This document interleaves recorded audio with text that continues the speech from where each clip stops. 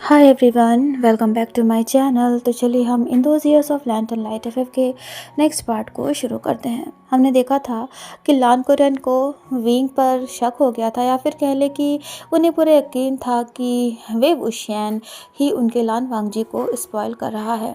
वांगजी को अच्छे से पता था कि उसके अंकल उसके ऊपर चील की निगाहों से नज़र रखे हुए हैं, तो इसलिए उसने ज़्यादा कुछ नहीं कहा था।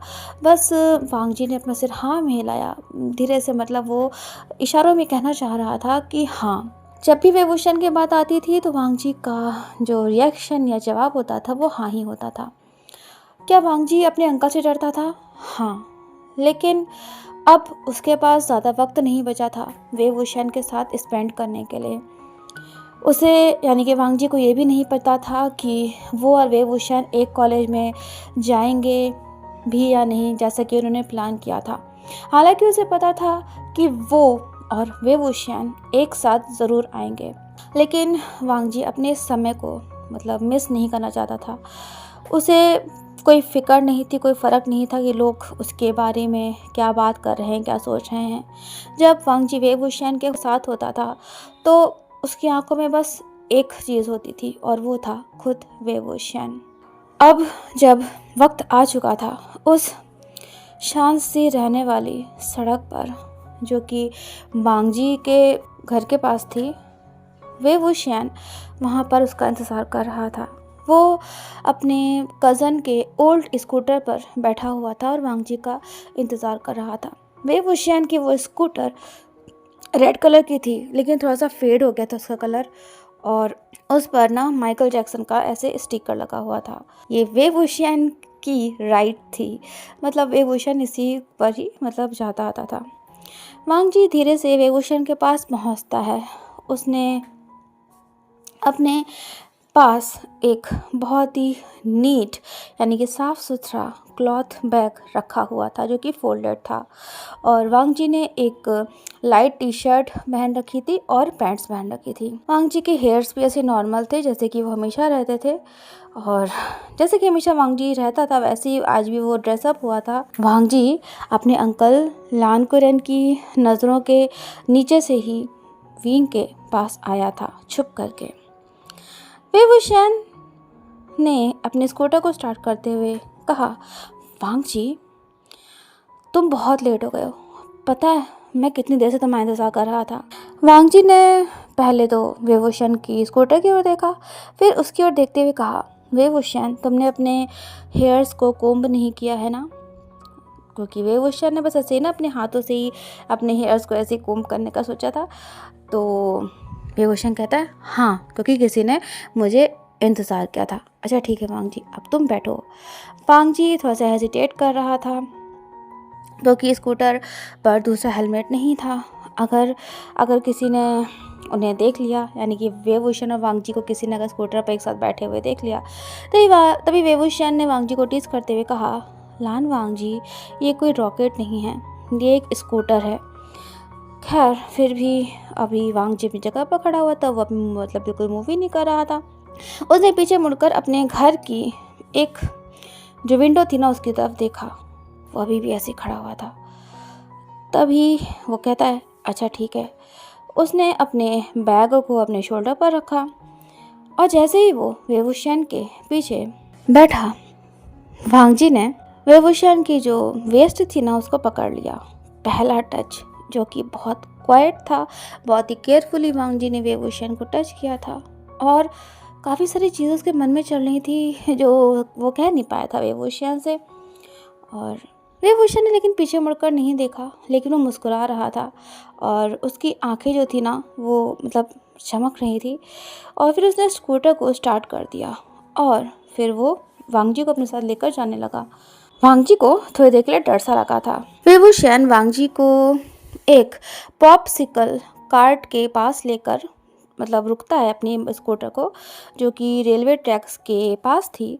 वो कहता है कि वांगजी क्या तुमने कभी ये पॉपसिकल खाई है?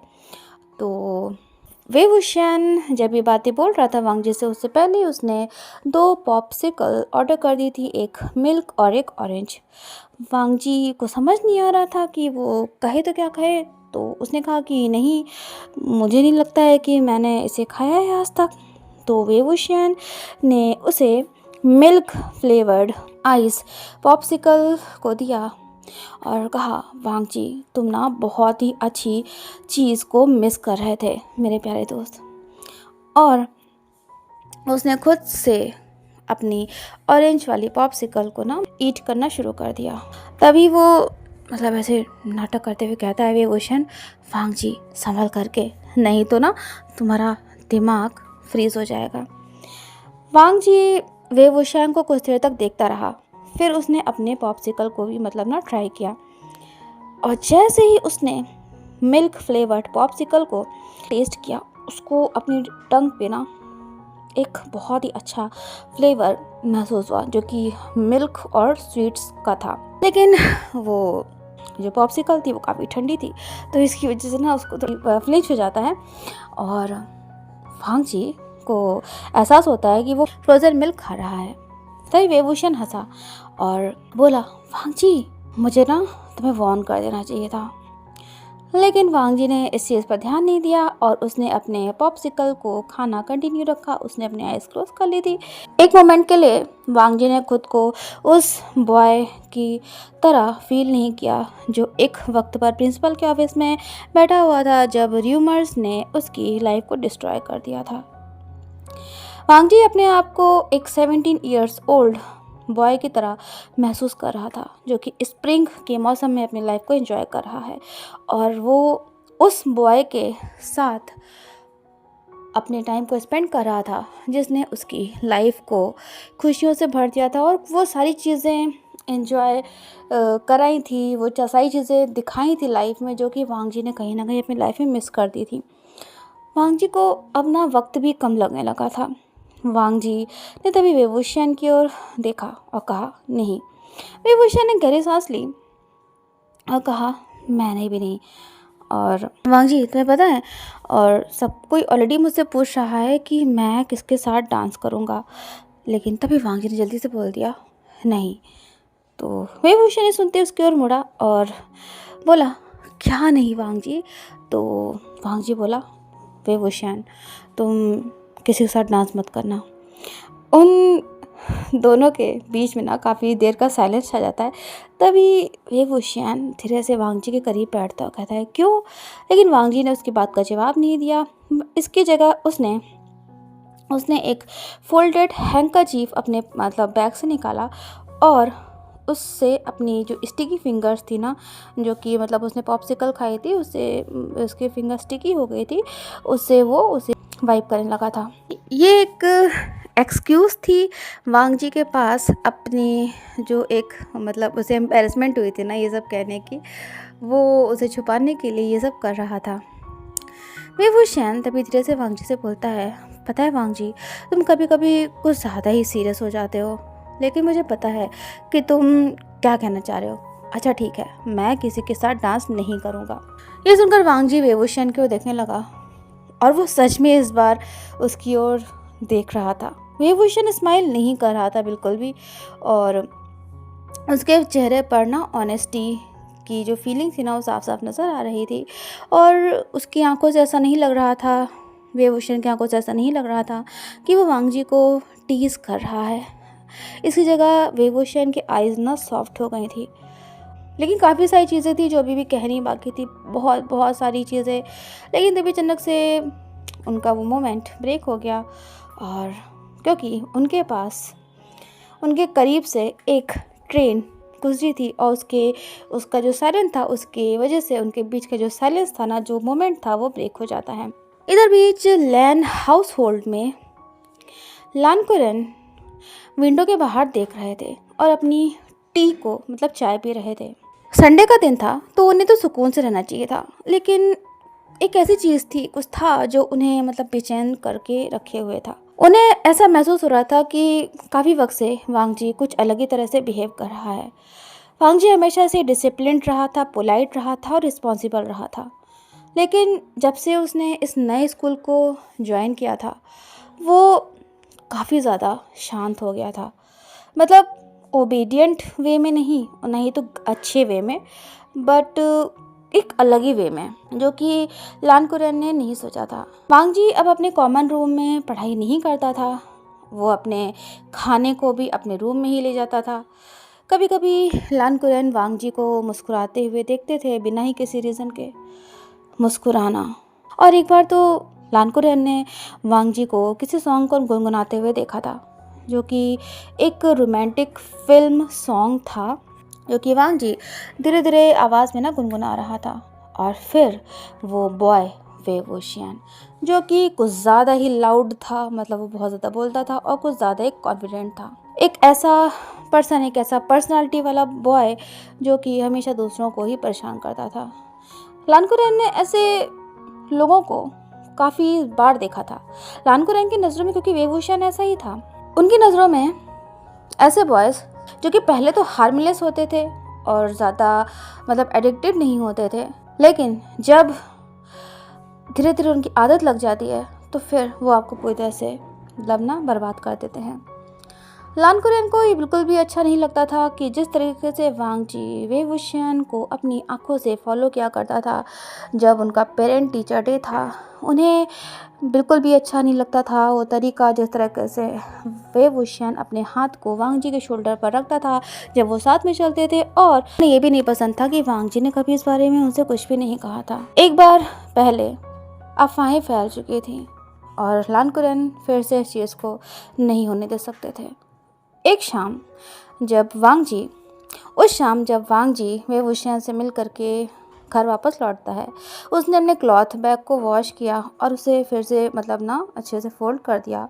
उसके पॉकेट में पॉपसिकल स्टिक रह गई थी, लेकिन वांग जी इसे मतलब फेंक नहीं पाया था।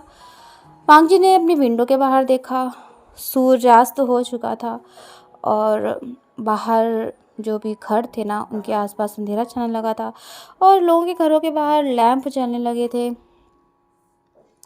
तभी वांग जी को लान कुरैन की आवाज़ सुनाई देती है, जैसे कि वो किसी से फ़ोन पर बात कर रहे थे। लान कुरैन कह रहे थे हाँ नहीं वो ठीक है, लेकिन अभी ना वो काफ़ी सारी बातें अपने तक ही रखता है, और लेकिन हमेशा ही नहीं ऐसा होता है। फिर लान कुरैन रुक जाते हैं। तभी वो कहते हैं लेकिन वो अभी भी वे वुशियन हाँ उस बॉय के साथ अपने टाइम को स्पेंड करता है और मुझे इसीलिए काफ़ी चिंता है। वांग जी वे वुशियन का नाम सुनते अपनी जगह पर बिल्कुल फ्रीज हो जाता है। उसने अपने पॉपसिकल की स्टिक को कसकर पकड़ लिया। तभी लान कुरैन अपनी बात को कंटिन्यू करते हुए कहते हैं, शिचन तुम कभी इस तरीके से नहीं थे। मतलब ये था कि लान कुरैन अपने सेकेंड नेफ्यू यानी कि वांग जी के बड़े भाई लान शिचन से बात कर रहे थे फ़ोन पे। तो वो कह रहे थे कि शिचन मैं बस इतना चाहता हूँ कि वांग जी अपनी पढ़ाई पर फोकस रहे, बस इतना ही। और शिचन ये बताओ तुम वापस कब आ रहे हो। लान कुरैन के ये शब्द वांग जी के दिल दिमाग में गूंजने लगे थे, उसे बहुत बेचैनी हो रही थी। वो कहता है क्या शिचन काका ने अंकल से बता दिया कि मैंने न जाने कितनी ही बार गागा से वे वुशियन के नाम को मतलब बताया था, उनके सामने नाम लिया था। एक बार वांग जी से गलती से ऐसा हो गया था जब शिचन ने वांग जी से उसके स्कूल और फ्रेंड्स के बारे में पूछा था एक लेटर में। वांग जी जो कि सिर्फ वे वुशियन पर ही फिक्स्ड था, उसकी जो फीलिंग्स थी वो वे वुशियन के बनी स्माइल पर ही फिक्स्ड थी, तो उसने उस वक्त वे वुशियन के बारे में थोड़ा सा लिख करके लेटर में मतलब शिचन को भेज दिया था। और बाद के लेटर्स में भी हालांकि शिचन वांग जी से उसके स्कूल के बारे में पूछता था। ये तब की बात है जब वांग जी को शिचन से फिर से लेटर मिलता है और तब वांग जी को एहसास होता है कि जो प्रीवियस लेटर उसने शिचन को भेजा था, उसने उस लेटर में वे वुशियन के बारे में बातें करी थी और उसने अपने बारे में ज़्यादातर बातें शिचन से बता रखी थी।